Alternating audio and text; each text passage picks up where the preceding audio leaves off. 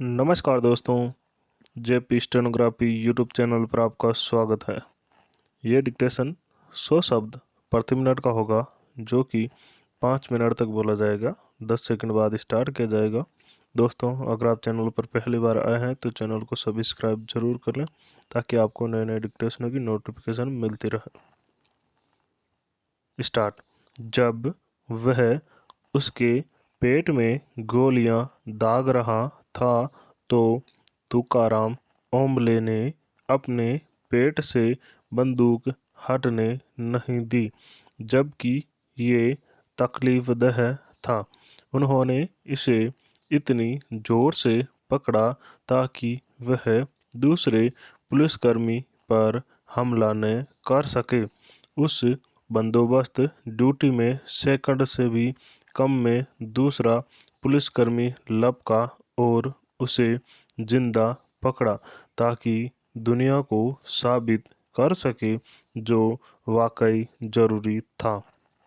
इस तरह आतंकी अजमल कसाब पकड़ा गया और 2008 में पाकिस्तान दुनिया के सामने बेनकाब हुआ कि यह आतंकी बेजता है।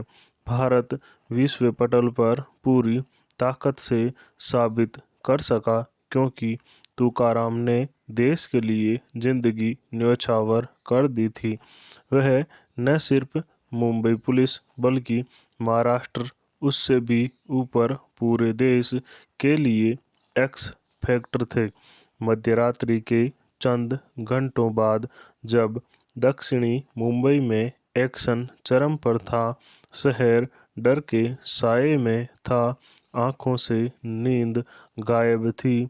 उस समय मेरे chief operating officer M Venkataraman ने संपादकीय मीटिंग के बाहर इस बलिदान की ओर मेरा ध्यान दिलाया और सलाह दी।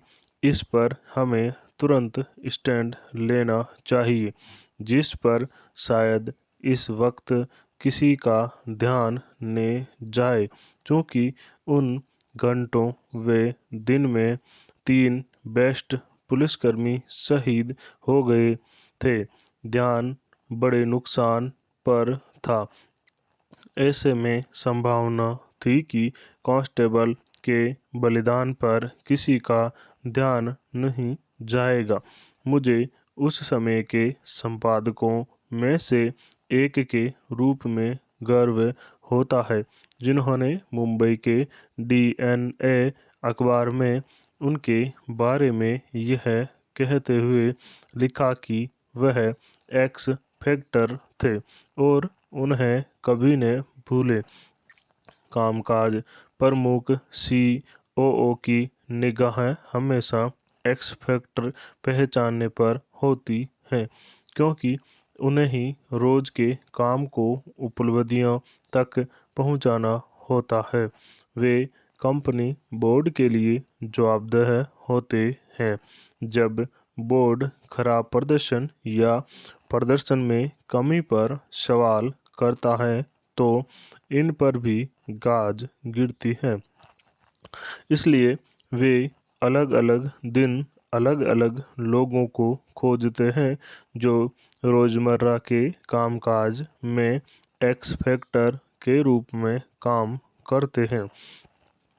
फ्रांस व अर्जेंटीना के बीच रविवार को खेले रोमांचक विश्व कप फाइनल देखते हुए मुझे ये याद आया और आंखें लगातार वो एक्स फैक्टर खोज रही थी और पहचानना मुश्किल नहीं था।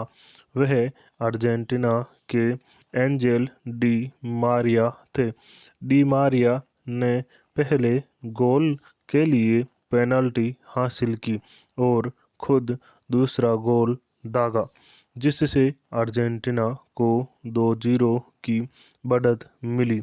मैदान के बाईं ओर खेल रहे लेफ्टर फुटर एक के बाद एक डिलीवरी को तेजी से निकालते हुए हर खिलाड़ी को छकाकर सीधे बढ़े और कांटे भरा विश्व कप फाइनल में निर्णायक पल दिया। फ्रांस के खिलाफ डी मारिया का प्रदर्शन इस बात का सबूत था कि पारंपरिक भूमिका में रहकर भी बहुत नुकसान कर सकते हैं। ठीक वैसे ही जैसे तुकाराम का बंदूक थामे रहना पाकिस्तान के खिलाफ। स्टॉप। दोस्तों, इस डिक्टेशन का PDF लिंक टेलीग्राम में उपलब्ध है, जहां से आप डाउनलोड कर सकते हैं। धन्यवाद।